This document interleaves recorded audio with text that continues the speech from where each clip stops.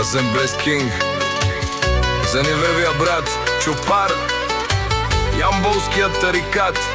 Като мине, улицата млъква.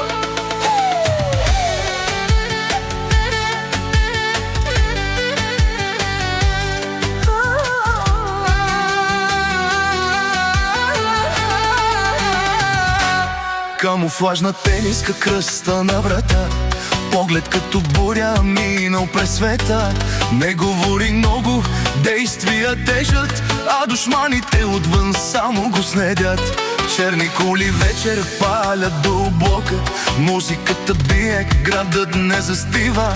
Който го познава знае, що за човек, щото Чопара не пада пред никой човек.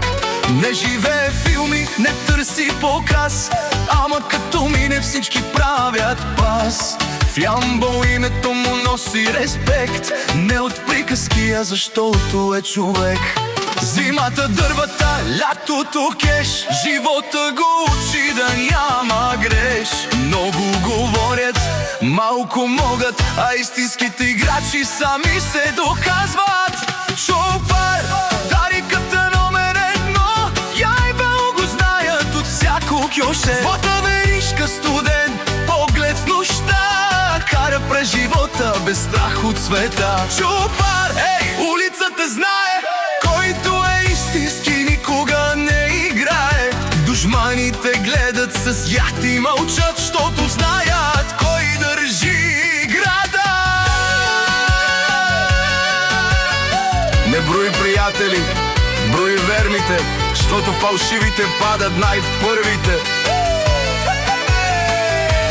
Мина през кал, през предателства, глад, затова днес ходи с дигната глава. Маси до сутрин, музика и дим, но в очите му още има стария филм. Помни откъде и кой е бил, затова и до днес квартала го цени.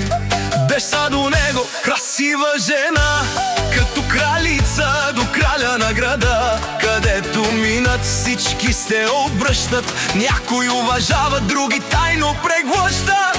И да говорят няма как да го бутнат, много опитаха, ма само се объркаха. Той си мълчи и си кара напред, щото знае, успеха дразни най-много човек. Черният джип бавно реже нощта, фаровете светят като сцена в града.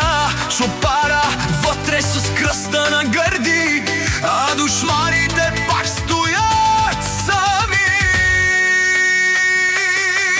Чопар, тариката номер едно, живота му тежък, ама станал бетон. Зимата дървата, лятото кеш, истински играч без фалшив адрес.